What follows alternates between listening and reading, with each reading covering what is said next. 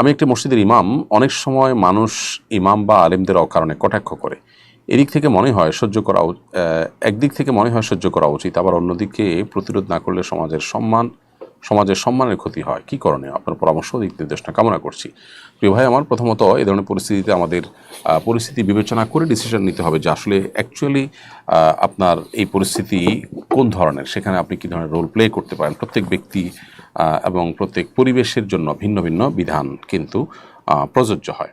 ধরুন আপনি এমন কোনো জায়গায় আছেন যেখানে আসলে আপনি এখানে পাল্টা ব্যবস্থা নিলে, পাল্টা প্রতিক্রিয়া করে আপনি কিছু করতে পারবেন বা আলেমদের মর্যাদা সাব্যস্ত করবেন, সেখানে সেটাই করবেন। আর যদি মনে হয় এটা তো পারবেনই না, বরং আপনি নাজেহাল হবেন, তাহলে সেক্ষেত্রে আপনি দীর্ঘমেয়াদী প্ল্যান করতে পারেন। আর দিনের কাজ যারা করবে তাদেরকে এ ধরনের জুলুম সহ্য করতে হবে। যুগ যুগ নবী রাসূলদেরকে তাচ্ছিল্য করেছে মুসলিমরা, কুফাররা, তারা তাদের কাজ ছেড়ে দেননি। আল্লাহ তাআলা বলেছেন খুযুল আফওয়া ওয়া'মুর বিল উরফি ওয়া'রিদ আনিল জাহিলিন।